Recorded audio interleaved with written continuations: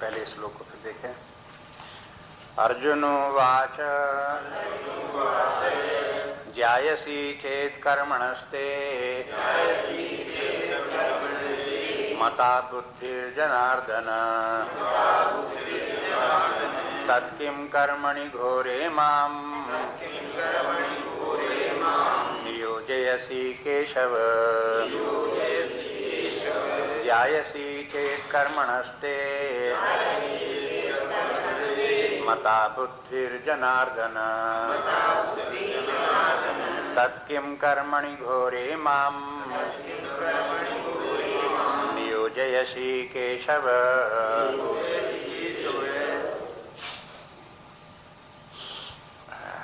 इस श्लोक का अर्थ हो गया। अर्जुन का प्रश्न है कि ज्यायसि चेत, चेत माने यदि, कर्मणः ते, यदि आप कर्म से, ज्यायसि बुद्धि, कर्म से ज्यादा आप बुद्धि को मानते हैं, मता है, इस प्रकार का आपका मत है, तो हे जनार्दन किम कर्मणि घोरे माम, तो फिर हमें घोर कर्म में नियोज्यसि, आप ये घोर कर्म में क्यों लगा रहे हैं। इसके माने अर्जुन को ये समझ में आ गया कि आध्यात्मिक विकास के क्रम में कम से कम दो मंजिलें हैं, एक कर्म की मंजिल है, दूसरी ज्ञान की मंजिल है, और पहले कर्म की मंजिल पूरी करने के बाद फिर ज्ञान की मंजिल पूरी होती है। तो इसमें अंतिम क्या है, ज्ञान के द्वारा परमात्मा की प्राप्ति, मुक्ति प्राप्ति, स्थिति प्रज्ञ प्राप्त हो जाना, ब्राह्मी स्थिति प्राप्त हो जाना, ये ज्ञान के द्वारा संभव है। जब यही अंत में करना है तो अर्जुन का प्रश्न क्या हुआ कि फिर हमको कर्म में क्यों लगाते हो। और कर्म में साधारण कर्म में भी नहीं, कैसे कर्म में, घोर कर्म में। घोर कर्म युद्ध जैसा घोर कर्म। हाँ, कहते युद्ध करो और इतने लोगों को, तमाम हजारों लाखों लोग खड़े हैं, काट छांट के फेंक दो, ऐसा घोर कर्म करो। तो बताओ फिर, ये तो बड़ा जघन्य काम बता दिया और हमारी समझ में नहीं आता कि ये क्यों ऐसा करना चाहिए। ये है अर्जुन ही का प्रश्न नहीं, लेकिन गीता पढ़ने वाले जितने लोग हैं, बहुत लोगों का यही प्रश्न है। गीता में इतनी ज्ञान की बातें लिखी, लेकिन भगवान ने अर्जुन को खामखा जबरदस्ती करके युद्ध में झोंक दिया। युद्ध अर्जुन नहीं करना चाहता था, कितनी अच्छी बात थी, युद्ध जो वो हो बच जाता, इतने लाखों लोग जिंदगी बच जाती, मरते नहीं, बहुत अच्छी बात होती। अर्जुन कितनी अच्छा विचार रखता था, लेकिन भगवान कृष्ण ने जबरदस्ती करके युद्ध करा करके उनको मरा दिया, इतने सब लोगों की हत्या करा दी। तो अर्जुन भी पूछता है कि हमसे इन सब की हत्या क्यों करवा रहे हो। तो इस प्रश्न का ही उत्तर जो है सब लोगों को उत्तर है। गीता में ही जो लोगों के जितने प्रश्न आते रहते हैं, उनके सबके समाधान भी हैं। उनको सावधानी पूर्वक शांत चित्त होकर के ढूंढे देखें तो उन सबके उत्तर मिल जाते हैं। हम लोगों को ये देखना चाहिए कि देखो, दो मंजिलें जो भगवान बता रहे हैं, अर्जुन भी बता रहे हैं, गीता में आती हैं। एक तो ये धर्म की मंजिल और दूसरी ये है ज्ञान और भक्ति की मंजिल से परमात्मा की प्राप्ति है। इसे परमार्थ कह सकते हैं, और इसे धर्म का जीवन कह सकते हैं, और इससे नीचे का जीवन तो अधोगति का जीवन है। अधर्म का जीवन, अधोगति का, ये कोई मानवता के योग्य है ही नहीं। जो मनुष्य के श्रेणी से भी निम्न कोटि के व्यक्ति हैं, वो बेचारे अधर्म, पाप, दुराचार इतने प्रवृत्त होते हैं, वो मनुष्य ही उनको क्या कहो, निशाचर हैं, पशु इत्यादि। इससे यहाँ से जीवन का क्रम, आध्यात्मिक विकास का क्रम यहाँ से प्रारंभ होता है। सामान्य रूप से मनुष्य भी वही कहा जाता है। मनुष्य की जो परिभाषा शास्त्रों में आती है, तो जो अपने स्वधर्म का, सामान्य धर्म का पालन करता है, भले ही उसकी सकाम कामनाएं हो, स्वर्ग के लिए, कीर्ति के लिए, सुख के लिए जीवन जीता हो, तो वहां उसे मनुष्य कह सकते हैं। लेकिन धर्म में जीवन हो तब मनुष्य होगा। यदि अधर्म में जीवन है तो मनुष्य कहलाने के योग्य ही नहीं। इसलिए मनुष्यता के आगे विकास कहाँ से हो, मानव जीवन का स्वरूप क्या है, उसके आगे का विकास क्या हो, यही सब अध्यात्म विद्या का विषय है। तो फिर इसमें से दो स्थितियां हो गई, एक कर्म साध्य हो गया, दूसरा ज्ञान साध्य हो गया। एक हो गया लौकिक जीवन, ये जीवन लौकिक भी है, लौकिक भौतिक जीवन है। यद्यपि स्वर्ग भी इसमें शामिल है, तो स्वर्ग भी भौतिक है, लौकिक है। स्वर्ग कोई पारमार्थिक नहीं है। लेकिन इन सब बातों को ध्यान में रखे, नहीं तो समझ लेते हैं शरीर से छोड़ करके जहां गए स्वर्ग गए तो वो भी परमार्थ है। ऐसा नहीं है। जैसे ये भौतिक जीवन, मृत्युलोक का जीवन, नरकलोक का जीवन, स्वर्गलोक का जीवन, जहां तक के व्यक्ति शारीरिक इंद्रिय मन बुद्धि के स्तर के भोग्य पदार्थों को भोगता है, तहां तक वो भौतिक जीवन है। जहां तक मनुष्य भौतिक सुखों में लिप्त रहता है, तहां तक उसका भौतिक जीवन। स्वर्ग में भी भौतिक सुख है, इंद्रिय भोगों के सुख हैं, शारीरिक सुख हैं, यही सुख वहां भी प्राप्त है। हालांकि वहां जो शरीर है अपना, स्थूल शरीर वहां नहीं है, मानसिक शरीर है वहां। सूक्ष्म शरीर से ही शरीर धारण किए हुए हैं। जैसे स्वप्न में हम एक अपना शरीर धारण कर लेते हैं, तो स्वप्न का शरीर कैसा होता है? ये जैसा कि स्थूल शरीर ऐसा तो नहीं होता, लेकिन फिर भी शरीर होता है। वो बना काहे का होता है? मानसिक होता है। अपने स्वप्न देखो, फिर सवेरे उठ करके विचार करो कि आखिर स्वप्न देखते रहे, हमें अपना शरीर दिख रहा था, वो शरीर काहे का बना हुआ था? उसमें हाथ पैर थे कि नहीं थे, सिर था कि नहीं था, आंखें थी कि नहीं थी? ये सब बैठ करके याद करो उनको, और फिर देखो वो शरीर बना काहे का था। केवल इतना थोड़े कि स्वप्न ही स्वप्न देखते रहो, स्वप्न देखने वाले को भी तो देखो। तो आप देखो कि स्वप्न देखने वाला कैसा है। तो जैसा स्वप्न देखने वाला का जैसा शरीर, वैसे ही शरीर नरक में जाने वाले प्राणी का भी, वैसा ही शरीर स्वर्ग में जाने वाले प्राणी का भी। जैसे स्वप्न में व्यक्ति को सुख दुख का अनुभव होता है, किसी को दुख में स्वप्न दिखाई देते हैं, किसी को सुख में स्वप्न दिखाई देते हैं। तो एक नमूना है काहे का? स्वर्ग नरक का। स्वप्न में अगर कोई दुख का अनुभव कर रहा है, तो इसके माने उसे समझ लेना चाहिए नरक ऐसा ही होता है, शरीर छोड़ने के बाद में भी इसी प्रकार के शरीर हमें प्राप्त हो जाएगा और दुख भी भोगने पड़े। अगर स्वप्न में सुख का अनुभव हो, तो व्यक्ति को यह भी समझ लेना चाहिए शरीर छूटेंगे तो स्वर्ग अगर जाएंगे तो वहां पर भी इसी प्रकार का शरीर मिलेगा और ऐसे ही सुखानुभूति भी होगी। जैसे स्वप्न नित्य नहीं है, ऐसे स्वर्ग नरक भी नित्य नहीं है।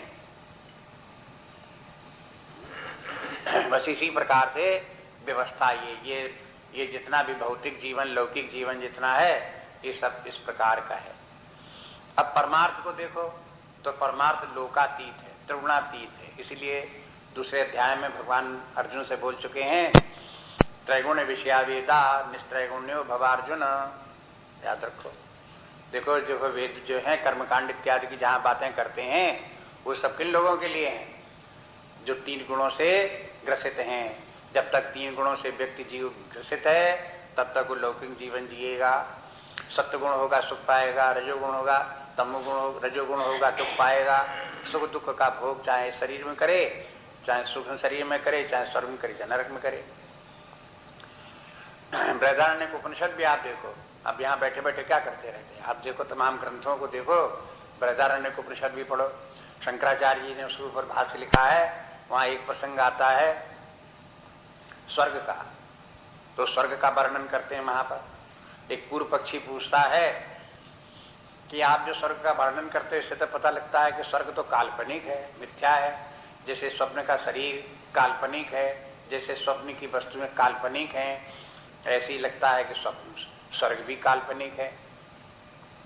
तो शंकराचार्य कहते हैं कि हम कब कहते हैं कि वो नित्य है?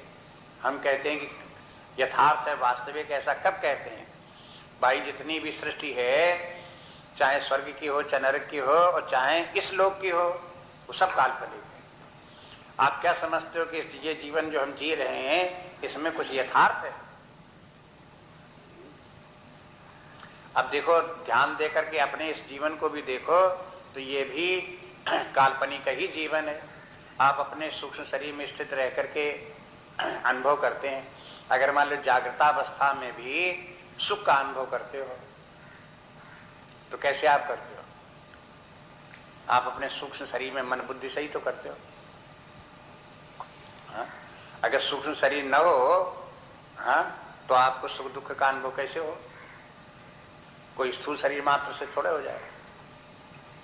स्थूल शरीर तो एक आवरण की तरह से है, वस्त्र की तरह से ढके हुए उसको, लेकिन सुख दुख भोगने वाला जो है जागृतावस्था में भी, तो वही सूक्ष्म शरीर है जो स्वप्न देखते समय स्वप्न देख रहा था। सूक्ष्म शरीर ही स्वप्न देखता है, उस समय सुख दुखी होता है, और वही सूक्ष्म शरीर जागृतावस्था में भी स्थूल शरीर में रहते हुए और बाह्य जगत से संपर्क करते हुए भी वही सूक्ष्म शरीर सुख दुख भोगता। अगर सूक्ष्म शरीर काल्पनिक है, मन से बना हुआ सूक्ष्म शरीर है, काल्पनिक है, तो उसके सुख दुख भी सब काल्पनिक है।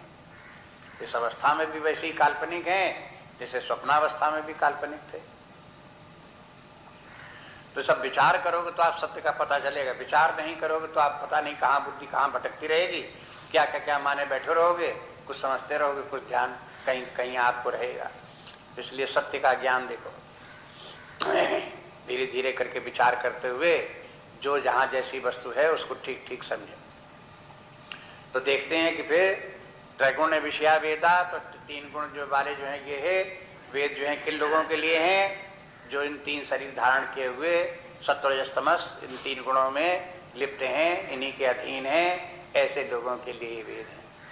और फिर भगवान कहते हैं अर्जुन के तुम वेदों मात्र तक ही सीमित न रहो, उपनिषद वाला भाग भी देखो जिसमें परमार्थ का वर्णन है। और फिर उसमें परमार्थ वर्णन क्या है कि इन तीनों गुणों से पार जाने का प्रयास करो, त्रिगुणातीत बनो। त्रिगुणातीत के माने क्या हो गया कि हम तीनों गुणों के अधीन नहीं है बल्कि उसके ऊपर है। हाँ? तीन गुणों का प्रभाव हमारे ऊपर कुछ नहीं है, न हमारे ऊपर सत्व गुण का प्रभाव है, न हमारे ऊपर रजोगुण का प्रभाव है, न हमारे ऊपर तमोगुण का प्रभाव है। जो ऐसा व्यक्ति है वो दिव्य है, अभौतिक है, भौतिक जीवन से वो ऊपर निकल गया, बाहर निकल गया। तो जितने दुखादि होते थे वो सब भौतिक जीवन में होते थे। जो भौतिक जीवन से बाहर निकल गया उसको इनके सबके कोई दुख क्लेश आदि कोई नहीं। इस प्रकार से देखो तो धीरे धीरे हमको इस भौतिक जीवन से ऊपर निकलना चाहिए। तो उसके निकलने के लिए फिर हमें परमार्थ की शिक्षा उसके लिए है। तो दूसरे अध्याय में ये दोनों बातें आ चुकी हैं। भौतिक जीवन की दृष्टि से भी भगवान विचार कर चुके कि अर्जुन से कहा कि देखो तुम धर्म का पालन करो, भौतिक जीवन से वही तुम्हारे लिए उपयुक्त है। और फिर परमार्थ के लिए भी बताया कि देखो धर्म मात्र भी पर्याप्त नहीं है, परमार्थ के लिए भी प्रयास करो, ये भी भगवान बोले। अब परमार्थ में जो है वो उसको फिर दो भागों में बांट लो। परमार्थ को याद रखो अच्छी तरह से, बाकी उसके बिना साधना नहीं बनेगी, उसके बिना विचार चिंतन ठीक नहीं चलेगा। परमार्थ की भी दो मंजिलें हो गई। एक तो ये कि हम आत्मा और परमात्मा के ज्ञान को प्राप्त करने के लिए अपने आप को अधिकारी बनावें, और दूसरी बात ये कि हम फिर ज्ञान के द्वारा उस आत्म तत्व को जाने। ये दोनों ही परमार्थ। जब हमारा लक्ष्य होगा कि हमें आत्मा परमात्मा को प्राप्त करना है और उसी के लिए साधना करनी है, तो परमात्मा का ज्ञान बिना चित्त शुद्ध हुए नहीं होता। इसलिए पहला काम है चित्त को शुद्ध करो। आप अपने आप को समझते रहो हमारा चित्त बिल्कुल शुद्ध है, तो ऐसे मान लेने से काम नहीं चलेगा। अगर आपने मान लिया हमारा चित्त बिल्कुल शुद्ध है, तो आप देखो कि आपको अनंत व्याप्त चैतन्य आनंद स्वरूप आत्मा की उपलब्धि हो रही है, अनुभव आ रहा है कि नहीं आ रहा? नहीं आ रहा तो क्यों नहीं आ रहा? इसी बात का प्रमाण है कि जितना चित्त शुद्ध होना चाहिए उतना है नहीं। आप समझ रहे हो? संत लोग कहते हैं कि देखो इसको ऐसे समझ लो, जैसे एक है पात्र और उस पात्र में आपने दूध रखा, दूध गर्म किया, तो पात्र का पहले पात्र को साफ करते हैं और साफ करके फिर उसमें दूध भर करके उसको गर्म करते हैं, दूध तैयार हो गया पीने के लिए। बर्तन को साफ करना दूध को गर्म करना नहीं है। बर्तन को साफ करना, बर्तन को साफ करना, बिल्कुल साफ नहीं करेंगे तो उसमें दूध गर्म करेंगे, दूध फट जाएगा, खराब हो जाएगा। इसलिए बर्तन को साफ करना एक बात और उसमें दूध को गर्म करना दूसरी बात। और कोई बर्तन को उठावे, ऊपर नीचे देखे कि साफ तो है, अब साफ तो पता चल जाएगा साफ है कि नहीं साफ है। गर्म करके देखो दूध, जहां उसमें दूध भरा और गर्म किया, दूध खराब हो गया। क्या दूध खराब था वो इसीलिए फट गया? अरे दूध खराब नहीं था, बर्तन खराब था जिसके कारण से दूध खराब हो गया, आपका फट गया।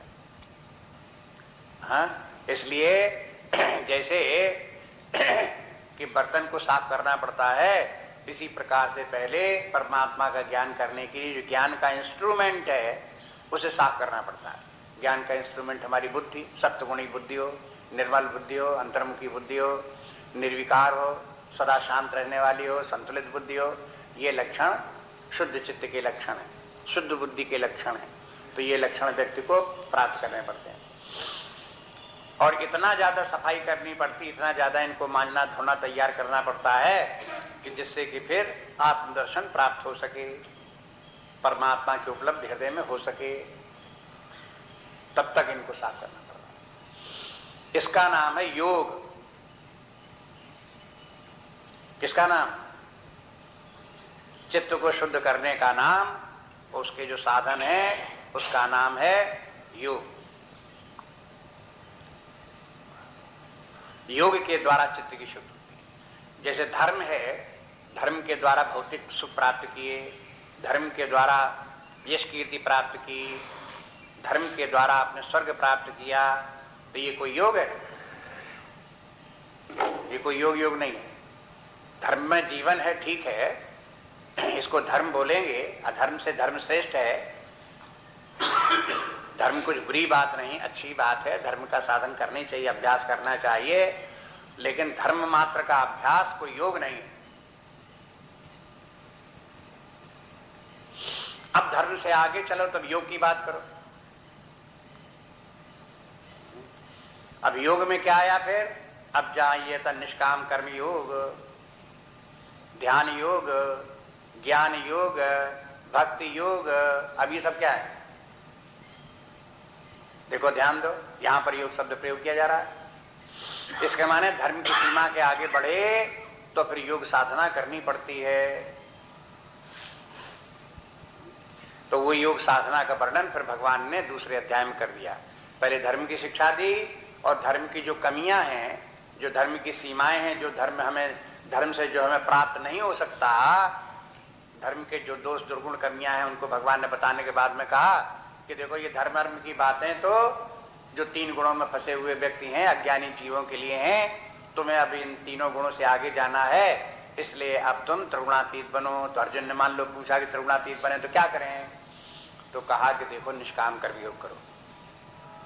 एक योग की शिक्षा भगवान ने दी कि निष्काम कर्म योग को समझो। अब निष्काम कर्म योग की शिक्षा इसलिए है कि जिससे धर्मपरायण व्यक्ति इस प्रकार से कर्म करे कि उन कर्मों के करते करते उसका तमोगुण रजोगुण छूट जाए और सत्वगुण की अधिकता हो जाए, चित्त की शुद्धता हो जाए। अब इस कर्मयोग का फल जहां जहां बताया जाएगा वहां आप देखेंगे 2 फल बता दिए गए। कहीं कहीं ये बता दिया गया कि देखो योग करने से आपको फिर मन शांत हो जाएगा और संतुलित हो जाएगा।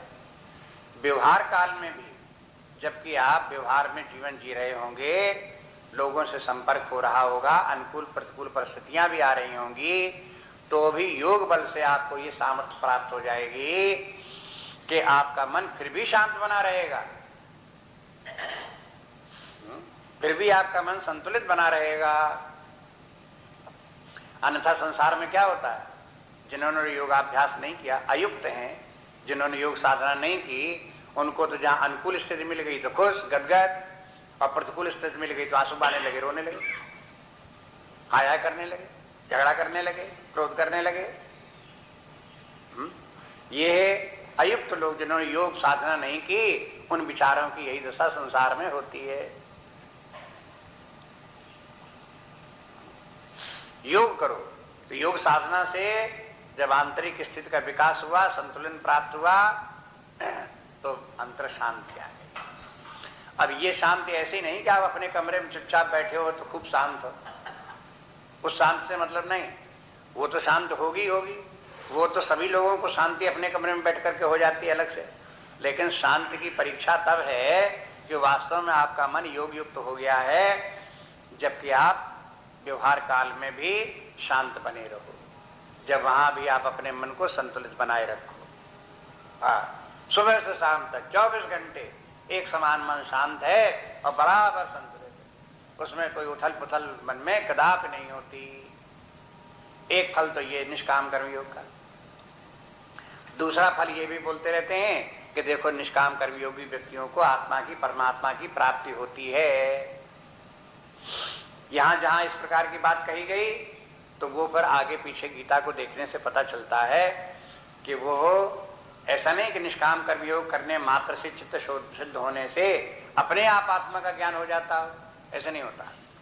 उस आत्मज्ञान के प्राप्त करने के लिए व्यक्ति को ज्ञान प्राप्त करना पड़ता है, और जो ज्ञान के साधन हैं उन साधनों को अपनाना पड़ता है।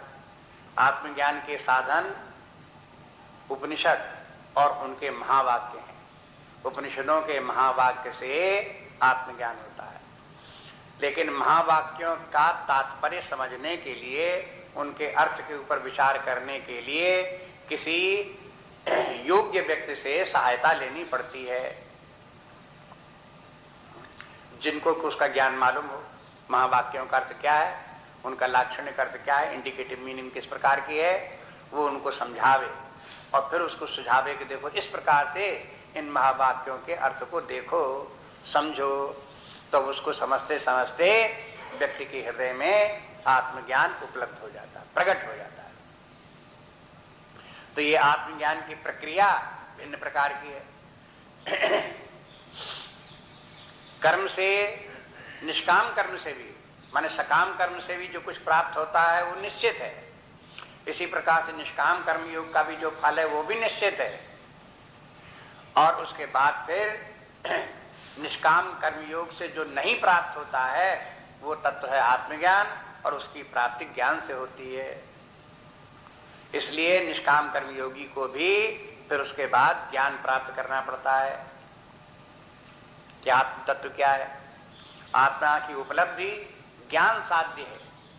आपको कल भी बताया था, फिर याद रखो कि कर्म से वही वस्तु प्राप्त होती है जो उपलब्ध न हो। अनुपलब्ध वस्तु ही कर्म के द्वारा प्राप्त होती है। जो उपलब्ध वस्तु है अगर वो हमें नहीं मिल रही है तो वो कर्म के द्वारा प्राप्त नहीं होगी, वो ज्ञान से ही प्राप्त होगी। ये सब स्वयं देखो।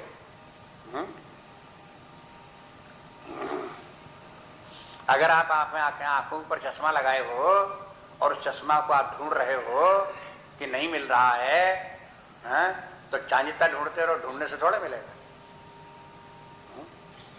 कैसे मिलेगा? ज्ञान से। जब कोई दूसरा व्यक्ति बता दे या आपको स्मरण आ जाए तब आपको पता लगा, अरे चश्मा तो आंखों ही पे रखा हुआ है। तो अपने हाथ जहां उसको अपनी ध्यान आया वहां वो उपलब्ध वस्तु ज्ञान से ही प्राप्त होती है, कर्म से नहीं होती। इसलिए कर्म के ऊपर बहुत शास्त्रों में विचार किया गया। आप देखते रहो, अपने यहाँ सब ग्रंथ हैं उस प्रकार के, उनमें ये सब बातें मिलेंगी। कर्म के द्वारा अप्राप्त वस्तु कर्म के द्वारा प्राप्त होती है। एक व्यक्ति के पास से दूसरे व्यक्ति के पास जो वस्तु ट्रांसफर हो वो भी कर्म के द्वारा होगी।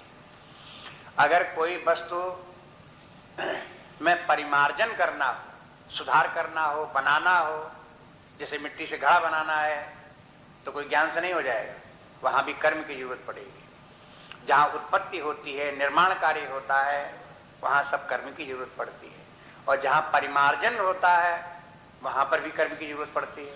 परिमार्जन के माने, मान लो कोई बर्तन बहुत पहले से रखा हुआ, साल 2 साल से आपके बक्से पड़ा हुआ है, आपने निकाला, मैला मैला निकला, अब उसको आपको चमचमाना हुआ, साफ बनाना, तो कैसे बनेगा? कोई देखने मात्र से हो जाएगा? उसके लिए लेकर के बालू और मिट्टी और उसके ऊपर राख वाख रगड़नी पड़ेगी, तब मानेंगे, तब उसका मैल छूटेगा, तब साफ होगा। तो देखो यहाँ सर्वत्र कर्म की जरूरत पड़ती है। अप्राप्त वस्तु की, दूर वस्तु की प्राप्ति कर्म के द्वारा, दूसरे व्यक्ति के पास की वस्तु हमें प्राप्त हो जाए कर्म के द्वारा, कोई वस्तु का निर्माण कार्य कर्म के द्वारा, किसी वस्तु का परिमार्जन शुद्धिकरण कर्म के द्वारा, ये 4 बातें कर्म के द्वारा। लेकिन जो प्राप्त वस्तु है वो कर्म के द्वारा प्राप्त नहीं होती। किसी व्यक्ति के पास 2 हाथ हैं कि हाथ है तुम्हारे, 2 के हाँ हैं। अब बताओ किस कर्म के द्वारा आपको ये 2 हाथ प्राप्त हो सकते हैं? अगर कदाचित रात में आप देखो सपना कि किसी ने दोनों हाथ हमारे काट दिए, तो जागो तो आप देखोगे कि हमारे दोनों हाथ मौजूद हैं। तो आप बताओ वो आपको वो दोनों हाथ प्राप्त हुए तो कैसे प्राप्त हुए?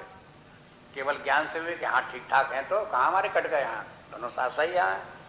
तो बस ये ज्ञान मात्र से जो वस्तु हमको प्राप्त है वो वस्तु अगर अनुपलब्ध है, किसी प्रकार से विस्मृत है, अनुपलब्ध है, नहीं जान पड़ती है, तो उसका एकमात्र उपाय कारण ये है कि वो प्राप्त नहीं, क्योंकि उसका अज्ञान है। और अज्ञान के निवारण ज्ञान से ही होता है, अज्ञान का निवारण कर्म से नहीं होता। अज्ञान वैसा ही है जैसे कि अंधकार, जैसे अंधकार का निवारण एकमात्र प्रयास से होता है और कोई दूसरे साधन से नहीं होता, ऐसी अज्ञान का निवारण भी एकमात्र ज्ञान से होता है। उसका निवारण के लिए दूसरा कोई साधन है ही नहीं, केवल ज्ञान के ही द्वारा ज्ञान की निवृत्ति होगी बस। इसलिए जो प्रॉब्लम अज्ञान की जो समस्या हमारी है वो ज्ञान से ही प्राप्त होगी। कोई ज्ञान से अगर परहेज करेगा तो अज्ञानी बना रहेगा। परहेज माने क्या है कि ज्ञान बड़ा कठिन है, हमको अज्ञान चक्कर में क्यों पड़े, हम नहीं ज्ञान, ज्ञान से भागता रहेगा तो भागता रहेगा तो अज्ञानी बना रहेगा। और जो अज्ञान के कारण जो समस्या है वो समस्याएं उसकी बनी रहेंगी। इसलिए शास्त्र बार बार समझाते हैं कि देखो एक अवस्था में पहुंच करके आपको ज्ञान का साधन अपनाना ही पड़ेगा। अगर किसी को ज्ञान प्रिय नहीं लग रहा है, उत्साह नहीं लग रहा है ज्ञान प्राप्त करने का, तो क्या कारण है बताओ? इसके माने सत्वगुण की कमी है, रजोगुण की अधिकता है। सत्वगुण का एक लक्षण ये भी है कि ज्ञान में प्रियता आ जाती है। व्यक्ति जो है वो ज्ञान प्राप्त करने की इच्छुक हो जाता है, सोचता है कि कैसे ज्ञान प्राप्त हो, कैसे ज्ञान प्राप्त हो, परमात्मा क्या है, शास्त्रों में क्या लिखा हुआ है, संत लोग क्या कहते हैं, समझने की कोशिश करो, समझने की कोशिश करो। बार बार जब उधर की तरफ ध्यान जाता है तो इसके माने सत्वगुण अधिक है। रजोगुण अधिक होगा तो ज्ञान से भागेगा, क्या करेगा? कर्म में प्रवृत्त होगा। रजोगुणी व्यक्ति कर्म में प्रवृत्त होता है और प्रायः रजोगुणी व्यक्ति में कामनाएं भी होती हैं, तृष्णा, कामना, कर्म, ये क्षेत्र रजोगुण का है। तो इसलिए व्यक्ति कामना भी करेगा और फिर कर्म भी करेगा। इस प्रकार से उसके रजोगुण का जो है वो अभिव्यक्ति इस प्रकार से कर्म के द्वारा होती है, कामनाओं के द्वारा होती है। अब अगर कोई व्यक्ति साधना करे, माने जैसे उसकी प्रकृति तो ये है, रजोगुणी प्रकृति है, उसके कारण से कामना हो रही, कामना से कर्म कर रहा है, तो उसका एक प्रवाह जीवन का इस दिशा में चल रहा है। लेकिन उस प्रवाह को वो बलपूर्वक रोक करके दिशा को मोड़े, तो इसे बोलेंगे साधना। साधनहीन व्यक्ति क्या है? उनकी तो जैसी प्रकृति है उस प्रकृति के प्रभाव में बहे चले जा रहे हैं, इसका नाम है साधनविहीन व्यक्ति। साधना के माने क्या है? प्रकृति के प्रवाह को रोकना और उससे उल्टी दिशा में चलना, इसका नाम है साधन। और उसके लिए क्या करें? तब बोले कि यद्यपि कामनाएं हैं और कामनाओं से प्रेरित कर्म कर रहे हैं, कोशिश ये करो कि कर्म करते रहो, कामनाओं का त्याग कर दो। इससे क्या होगा? अब देखो प्रकृति के विपरीत होने लगे। कामनाएं तो बरबस प्रकृति हमारे अंदर कामनाएं पैदा कर रही है, लेकिन बार बार विचार करो ये कामनाओं में नाना प्रकार के दोष हैं, नाना प्रकार के दुर्गुण हैं, नाना प्रकार की समस्याएं हैं। इन्हीं के कारण रजोगुण बढ़ता चला जा रहा है, बंधन बढ़ता चला जा रहा है। इस प्रकार से विचार करो और कामनाओं का त्याग करो। सब कामनाएं नहीं छूटेंगे, थोड़ी थोड़ी छोड़े। अभ्यास करेंगे तो धीरे धीरे करके एक एक कामना करके छोड़ते गए। जैसे जैसे कामनाएं छूटती जाती हैं वैसे वैसे व्यक्ति जो है वो निष्काम होता जाता है और उसके कर्म भी अकर्म बनते जाते हैं। उन वो कर्म जो बंधनकारी होने चाहिए वो बंधनकारी नहीं होते। रजोगुण बढ़ता नहीं।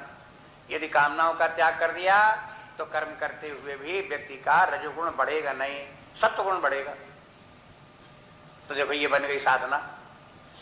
तो साधना के माने अपने स्वभाव को बदलना, अपने स्वभाव को बदलने के माने वो उपाय करना जिससे कि जिस प्रकार के हमारा स्वभाव है उससे उच्च कोटि का स्वभाव हमारा बने, बेटर बने हमारा स्वभाव। तमोगुण से रजोगुणी बने, रजोगुण से सत्वगुणी बने। इस प्रकार से व्यक्ति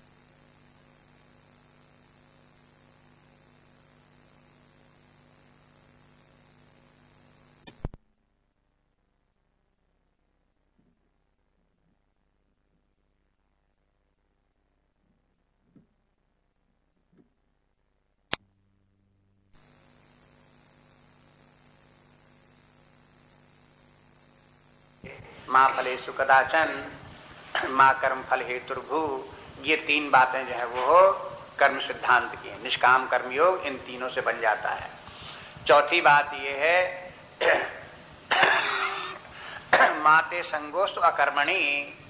माते संगोस्तु अकर्मणि के माने अकर्मण्य मत बनो, निठल्ले हो मत बैठो। माने देखो यही पहली बात, सबसे पहली शिक्षा जो है ये कि चाहे आप धर्म का पालन करो, चाहे परमार्थ का पालन करो, कुछ भी करो, लेकिन जब तक जीवन है तब तक कर्म करते रहो। अपने जीवन में कभी ये मत सोचो कि काम न करना बहुत अच्छी बात है। काम न करना जो है ये है तमोगुण का लक्षण। तमोगुण जो सबसे खराब गुण है व्यक्ति का है, सबसे खराब प्रकृति व्यक्ति की है, वो तमोगुण है। और तमोगुणी स्वभाव जो है व्यक्ति के अंदर बुद्धि में ये धारणा उत्पन्न करता है कि हाथ पैर मत चलाओ, काम कुछ मत करो।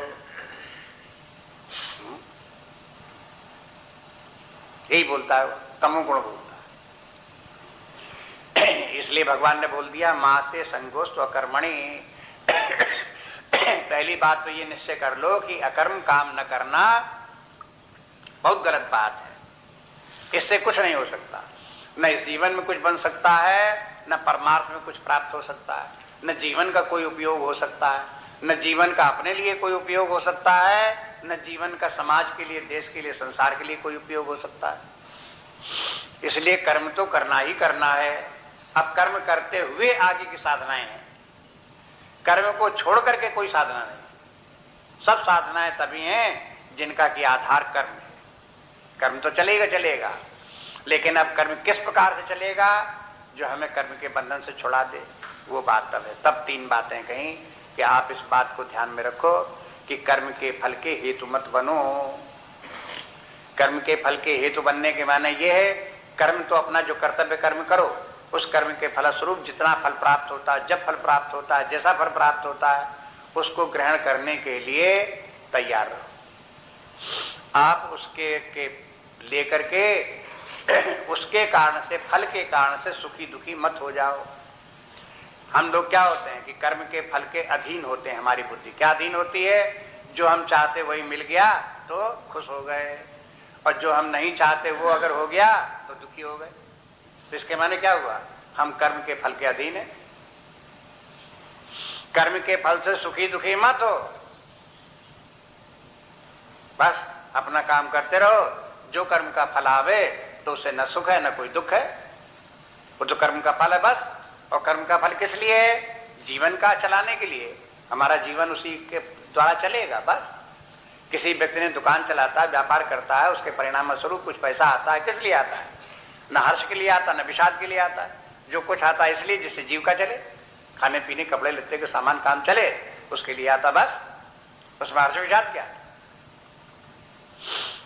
इसलिए जो है ये है कर्म के फल के अधीन अपनी बुद्धि को मत बनाओ। अब देखो, जब तक कि कोई व्यक्ति अपने मन को न देखे, कामना को न देखे, कर्म के फल को न देखे, उसके कारण होने वाले भले बुरे प्रभाव उनको न देखे, अपने भीतर समझने की क्षमता ही नहीं होगी, तब तक बेचारा निष्कर्म योग करेगा क्या?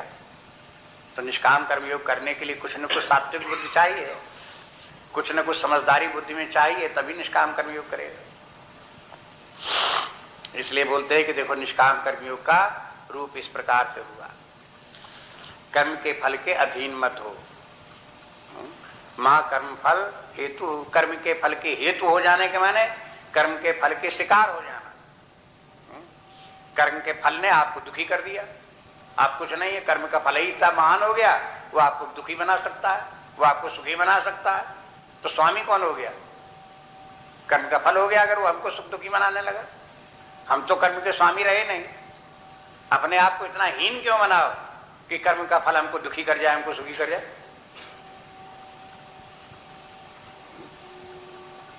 अपने आप को श्रेष्ठ रखो, ऊंची स्थिति पर अपने आप को रखो कि कर्म के फल आएंगे, भले बुरे आएंगे, आएंगे चले जाएंगे, सफलता असफलता आएगी चली जाएगी। हम क्यों उसके अधीन बने? उससे स्वतंत्र होकर के उसके ऊपर रहने के जीवन सीखो इस प्रकार।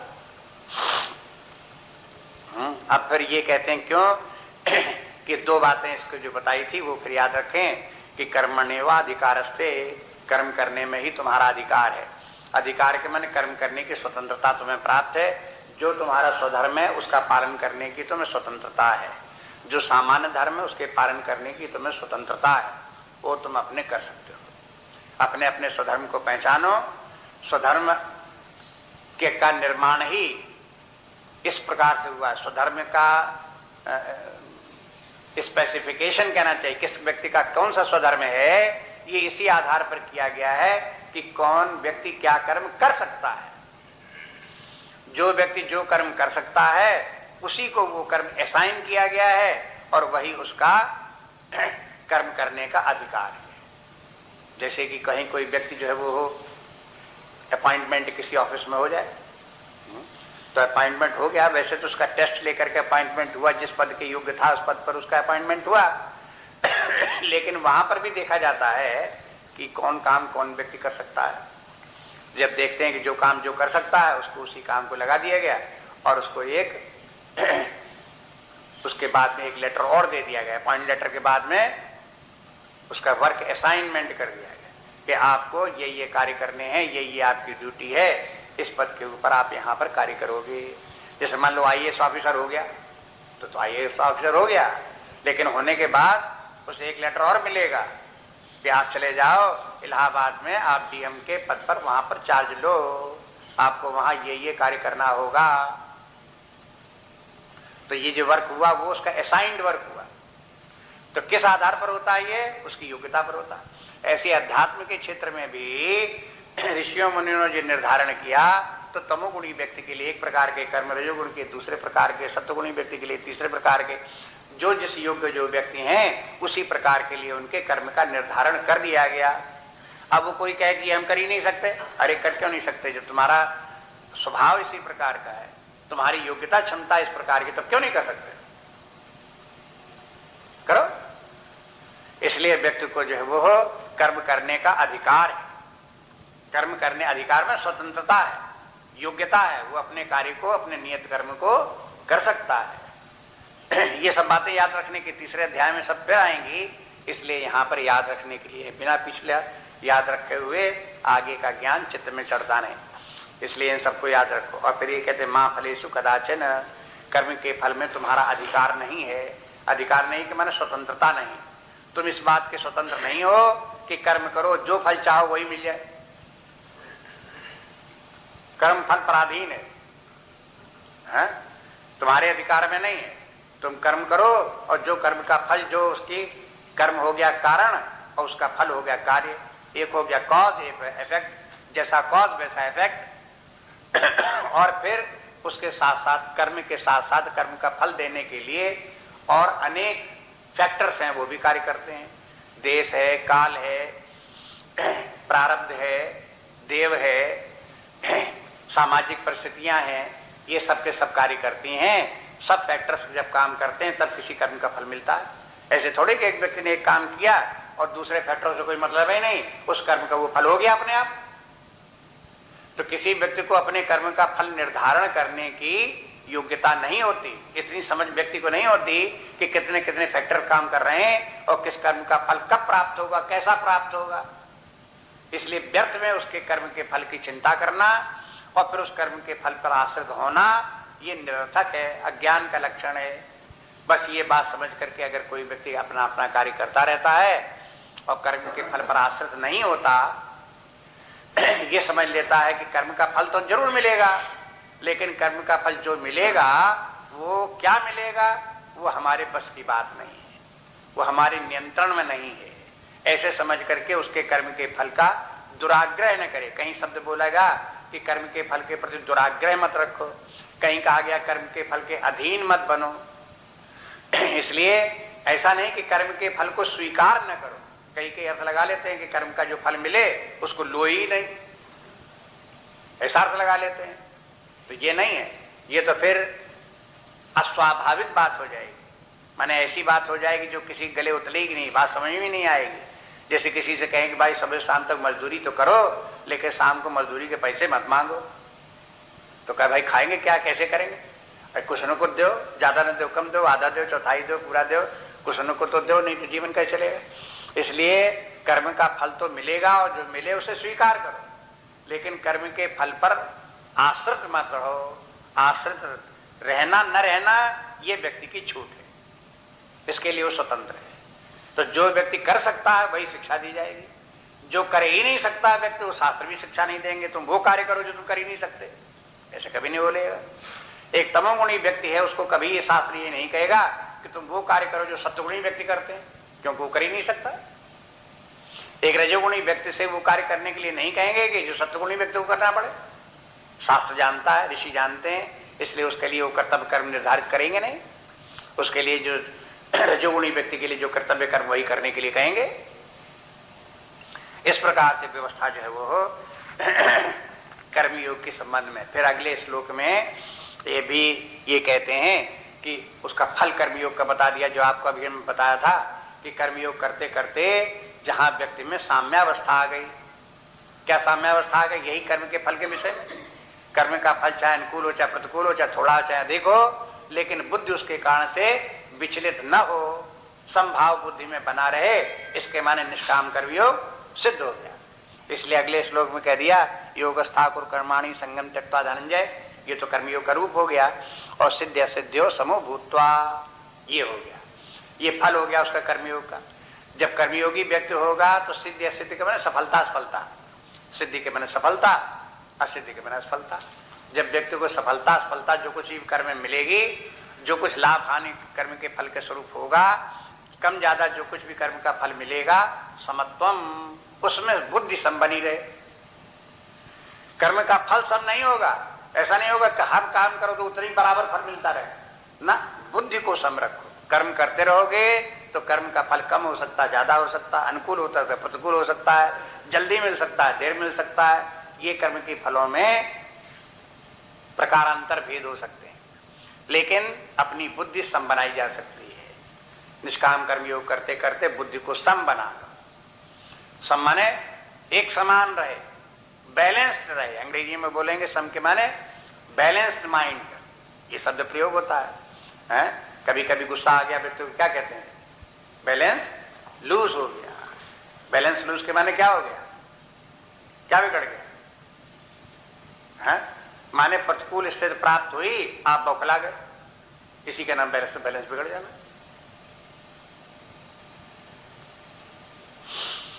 अनुकूल स्थिति प्राप्त हो गई, आप गदगद हो गए, बैलेंस बिगड़ गया।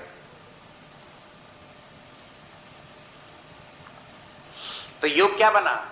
इसलिए योग की परिभाषा निष्काम कर्मयोग के माने क्या हुआ? समत्वम योग उच्यते, ये भी याद रखना पड़ता है कि समत्वम योग उच्यते। योग किसे कहते हैं? जब ये ऐसा कर्म करो, इस प्रकार से करो कि कर्म के फलस्वरूप होने वाले मन का संतुलन बिगड़े नहीं, बराबर बना रहे। तो इससे आप ये भी देखो कि मन को शांत रखना, मन को संतुलित रखना कितना महत्वपूर्ण बात है। उसके लिए शास्त्र कैसे शिक्षा देते हैं, और ये भी कैसा संभव है कि समत्व आ सकता है। ऐसा थोड़ी कि समत्व आ ही नहीं। कहते ऐसा दुनिया में कौन जिसको समत्व बना रहे? आप दुनिया को मत देखो, शास्त्र को देखो, भगवान का जो आदेश है इसको देखो कि जब वो कहते हैं तो इसके माने अगर हम प्रयास करेंगे तो ऐसा समत्व हमको प्राप्त हो सकता है। ये कोई असंभव बात नहीं है, केवल अभ्यास की बात है। धीरे धीरे करके यदि आप कर्म के फल का दुराग्रह अपने मन में रखेंगे, कर्म के फल के ऊपर निर्भर रहेंगे, तो यह समत्व नहीं आ सकता। जब आप कर्म के फल का दुराग्रह छोड़ेंगे, जो कुछ कर्म आता है उसे प्रसाद बुद्धि से ग्रहण करने के लिए अभ्यास डाल लेंगे तब समर्थ आएगा। अभी आप अपने देख लो, चाहे करके देख लो, चाहे विचार के देख लो।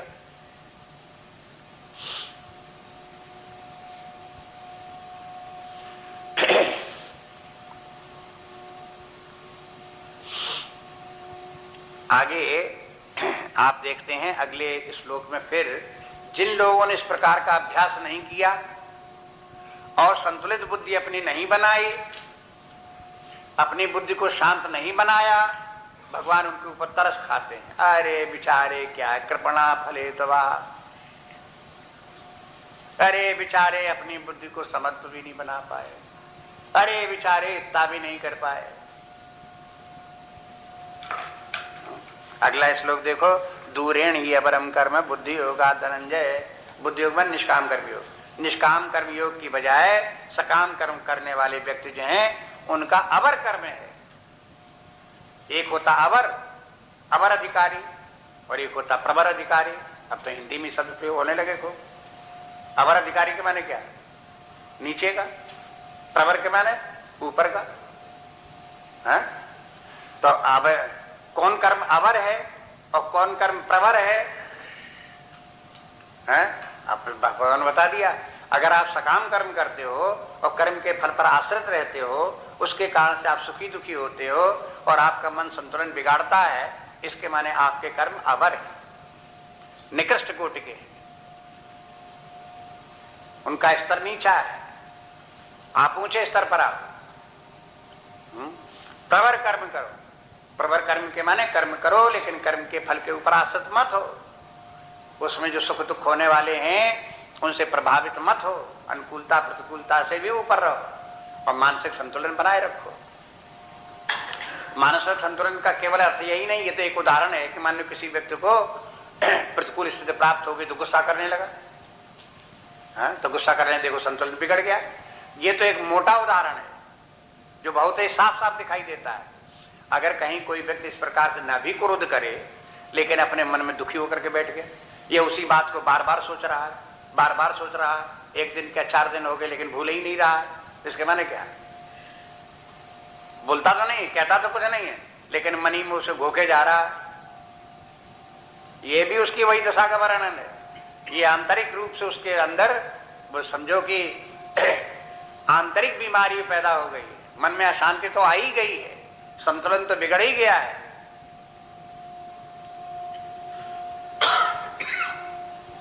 इसलिए जो है ये है, इसको देखो, बुद्धौ शरण मन भिक्षा, भगवान कहते हैं इसलिए निष्काम कर्म योग करो।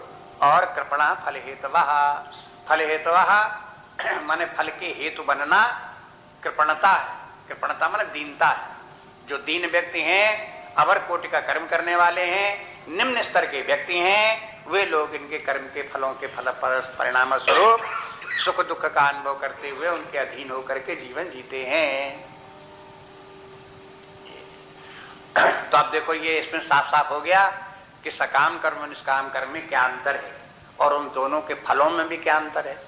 परिणाम क्या होता? सकाम कर्म जब तक व्यक्ति करता रहेगा कर्म का फल का हेतु बनेगा, जब तक कर्म का फल हेतु बनेगा तब तक उसके कर्म भी अवर हैं और उसके कर्म करने वाला व्यक्ति भी निकृष्ट कोटि का है और वो सुखी दुखी भी हो रहा है। तो ये सब बात वैसे ही है जैसे बचकानी बात हो। इसको आगे एक जगह बाल बुद्धि भी बोल दिया भगवान ने और शास्त्रम बोल दिया। अरे वही बच्चे थोड़े होते हैं जो छोटे बच्चे होते हैं। छोटे बच्चों को अगर आपने खिलौना पकड़ा दिया तो खुश हो गए, खिलौना आपने छीन लिया तो रोने लगे। छोटे बच्चों को आपने हाथ में मिठाई धर दी तो खुश हो गए, उनकी मिठाई छीन ली नहीं दी उनको तो दुखी हो गए। बस छोटे बच्चों के आप अपने कपड़े उतार करके दूसरे कपड़े बदलने लगे, पहनाने लगे तो कपड़े उतारने लगे तो रोने लगे, उनको कपड़े पहनाने लगे तो रोने लगे। अरे भाई, जैसे छोटे बच्चों की ये दशा वैसे बड़े हो गए, बुढ़े हो गए। लेकिन जरा सी बस बात यही है कि बचपन में जैसे कि आपको खिलौना मिल गया तो आप खुश हो गए, तो आप बड़े हो गए तो उसके बाद में भी आपको कहीं कोई चीज, आपको इच्छित वस्तु मिल गई, आप खुश हो गए। आपकी दशा तो वही रही।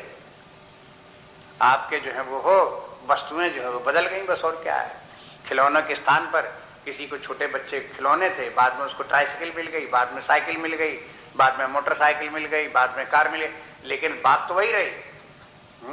एक व्यक्ति को कार मिल गई तो खुश हो गया, कार छिन गई तो दुख हो गया। तो वो तो बात वैसे हुई जैसे ट्राइसाइकिल मिल गई तो बच्चा खुश हो गया, ट्राइसाइकिल छिन गई तो दुखी हो गया। दोनों में कौन अंतर हो गया?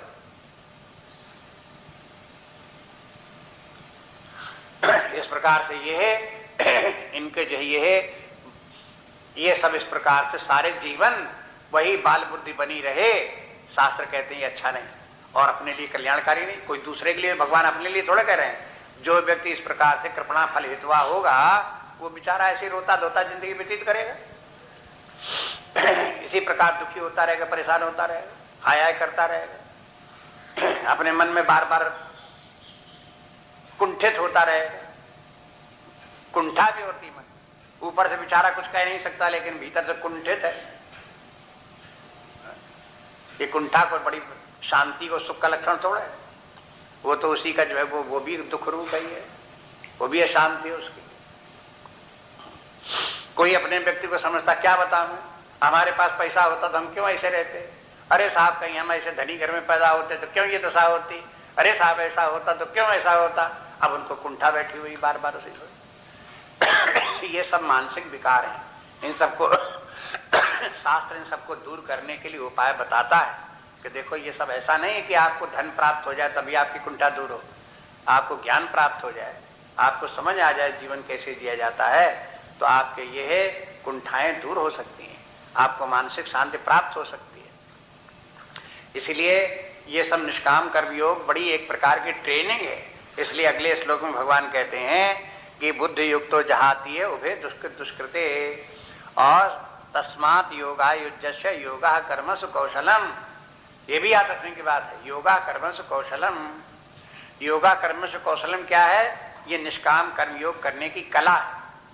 और ये क्या है कि समत्वम योग उच्यते, ये क्या है? ये कर्मयोग का फल है। जिसने कर्मयोग की साधना की अंत में समत्वम योग उच्यते, समत्व प्राप्त हो जाएगा। लेकिन कर्मयोग किया जाएगा तो कर्म करने की कला कौन सी है? वो कला ये है कि योगा कर्मसु कौशलम, कर्म करने का वो कौशल है जिसमें कि बुद्धिर्युक्ता जहाती उभे सुकृत दुष्कृते, जिसने अपने बुद्धि का सहारा लेकर के विचार करते हुए सुकृत दुष्कृत दोनों का जहाती मैंने त्याग कर दिया, जो शुभाशुभ के चक्कर में नहीं पड़ता। देखो बार बार ये बात आती रहती है, सुनते भी रहते हैं लेकिन बार बार करते वही रहते हैं। बार बार कहते हैं कि देखो जब तक कि आप अपने धर्म के क्षेत्र में धर्म है तहां तो आप भला बुरा सोचो, ये अशुभ है, ये शुभ है, शुभ है अशुभ है। ये भी समझो कि यहाँ पे जब धर्म का पालन करने लगे तो आप देखो कि हमें जो है इस प्रकार का कार्य करना चाहिए जिससे बहुत हमारा स्वधर्म क्या है, परधर्म क्या है, इसका भी विचार करो। सामान्य धर्म क्या है, अधर्म क्या है, इसका भी विचार करो। तो ये बस यही इस मंजिल तक की ये सब बातें हैं। अब अगर परमार्थ में आप आगे बढ़ने लगे तो आपको फिर ये सब विचार इस प्रकार का, ये शुभ है, ये अशुभ है, ये सब इस प्रकार का विचार के ये पाप है, ये पुण्य है, इस तरफ से ये ध्यान हटाना पड़ेगा और ध्यान देना पड़ेगा इस प्रकार से कि हमारा जो कर्तव्य कर्म है वो चाहे भला हो चाहे बुरा हो, वही हमें अपने करना है। हमें अब जैसे अर्जुन बोलता है कि हमें घोर कर्म में क्यों लगाते हो, अर्जुन का अपना कर्म घोर लग रहा है। अरे चाहे घोर हो चाहे गैर घोर हो, चूंकि वो अपना स्वधर्म है इसलिए करो बस।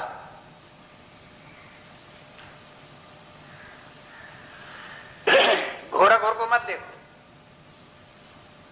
इसलिए अपने इस प्रकार की बुद्धि अपने बनाओ कि जो जो कर्तव्य कर्म आए उन कर्तव्य कर्मों को कर्तव्य बुद्धि से, ड्यूटी फॉर ड्यूटी से उन कर्मों को करते रहो बस। और उनके शुभाशुभ के चक्कर में मत पड़ो। शांत पूर्वक अपने कार्य को उत्साह पूर्वक करते रहो और करते रहने पर समत्वम ये हो गया कि योगा कर्म से कौशलम। इस प्रकार से इस कुशलता से कर्म करो। ये पहले बता चुके, फिर याद रखो, दोबारा दोहरा रहे हैं कि कर्म की कुशलता के माने ये नहीं कि आप कर्म को बहुत अच्छे ढंग से करो, बहुत बढ़िया प्रकार का काम करो तब कर्म में कुशलता आई। वो भी कुशलता है, लौकिक अर्थ में वो भी कुशलता है, लेकिन अध्यात्म के क्षेत्र में कर्म की कुशलता का अर्थ ही दूसरा है। याद करो क्या बताया था कि माने कर्म करते हुए भी कर्म बंधनकारी ना बने, कर्म के दोष हमको न लगने पावे और हम कर्म करते हुए आगे निकल भी जाएं। ये जो योग्यता कर्म की है, इसका नाम है कर्म की कुशलता। जैसे काजल की कोठरी हो तो बोले कि काजल की कोठरी में को कैसो सयान हो जाए, एक लीक लागी है पे लागी है, कुछ न कुछ तो लगी जाएगा उसमें। लेकिन कुशल व्यक्ति वो है कि एक लीक भी न लगे। तो आप कहा भाई ये तो बड़ा कुशल है, अभी तक तो हम यही समझते थे जरूर कोई ना कोई एक लकीर लग जाएगी, लेकिन इसे एक लकीर नहीं लगी, इसके माने ये बड़ा कुशल है। इसके माने संसार में कर्म सबको करना पड़ता है और ये कर्म व्यक्ति को बंधन में भी डालते हैं, कर्म व्यक्ति को दुख भी देते हैं, कर्म के साथ में अनेक समस्याएं हैं, लेकिन कर्म छोड़े जा नहीं सकते, इसलिए कर्म करने ही पड़ेंगे। लेकिन ऐसी कुशलता से कर्म करो कि कर्म का कोई भी दोष अपने को छू न पावे, ये हुई कुशलता।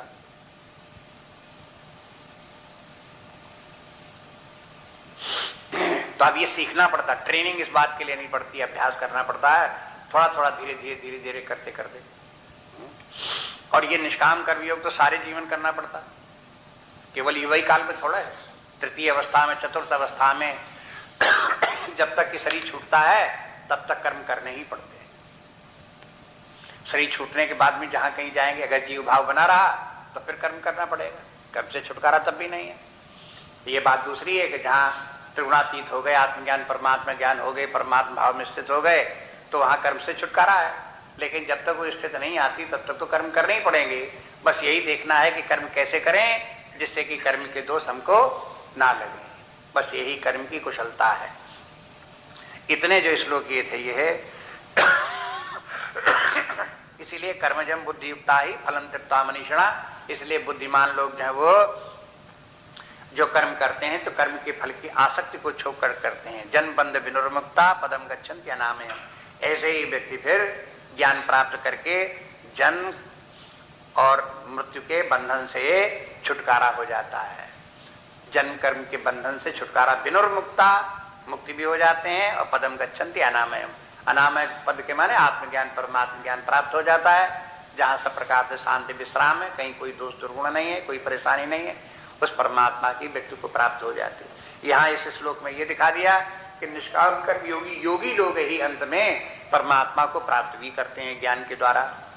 इसलिए दूसरा फल ये है, निष्काम कर्मयोग एक कला है, उसको सीखनी चाहिए, उसका फल समत्व भाव है, और उसका दूसरा फल, उससे भी ऊपर वाला फल परमात्मा की प्राप्ति है। ये भाव को ध्यान में रख करके तब ये है। अब अर्जुन को ये लगा कि कर्म में तो घोर कर्म युद्ध इत्यादि करना, हम कर्म में क्यों लगे, हम ज्ञान प्राप्त कर लें। तो अब बात ये कि जब तक कि ज्ञान प्राप्त करने की योग्यता व्यक्ति में नहीं होगी तब तो ज्ञान प्राप्त कैसे कर लेगा। ज्ञान प्राप्त करने की योग्यता के लिए जितने चित्त शुद्ध की आवश्यकता है वो तो करना ही पड़ेगा, उसके लिए निष्काम कर्म योग करना ही पड़ेगा। और निष्काम कर्म बिना कर्म किए निष्काम कर्म योग हो कैसे जाएगा। इसलिए अंततः भगवान उसको, अर्जुन को कर्म में लगाते हैं कि अर्जुन अभी तक तुम जो थे वो धर्म का पालन जरूर करते रहे, लेकिन सकाम भाव से करते रहे। अब तुमको चाहिए कि सकाम भाव के बजाय निष्काम भाव से कर्म करो। ये भगवान दूसरे अध्याय में कह आए थे। उसी को अर्जुन को लगा कि ये बात अभी स्पष्ट नहीं हुई है, इसलिए भगवान इस अध्याय में फिर विस्तार सहित निष्काम कर्मयोग का वर्णन करते हैं। इसलिए अर्जुन का जो प्रश्न ये कि क्यों हमको कर्म में लगाते हो, उसको उत्तर भी दूसरे अध्याय में जो उत्तर है उसको भी ध्यान में रखो, और फिर उसी उत्तर को भगवान कैसे एलेबोरेट करते हैं इस अध्याय में उसका भी ध्यान दो। तो इस प्रकार से जो है ज्यादा स्पष्ट होता चला जाएगा, क्लैरिटी आ जाएगी। पीछे अगर भूलते गए और आगे आप देखते गए तो इसके माने है वो आपके चित्त में ठीक से चढ़ेगा नहीं और व्यवहार में आएगा नहीं, साधना उससे नहीं बनेगी। इसलिए पिछले को याद रखते हुए आगे को समझें इस प्रकार है।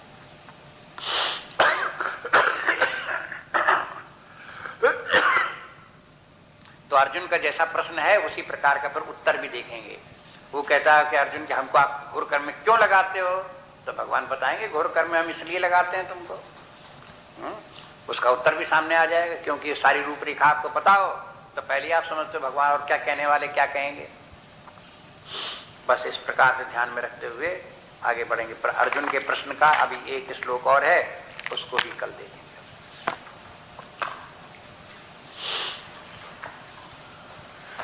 श्री राम जय जय राम। श्री राम जय जय राम। श्री राम जय जय राम। श्री राम जय जय राम। श्री राम जय जय राम। श्री राम जय जय राम।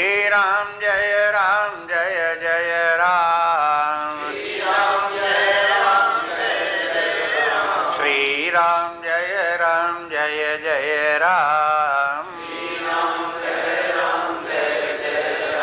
श्री राम जय जय राम। श्री राम जय जय राम। श्री राम जय जय राम।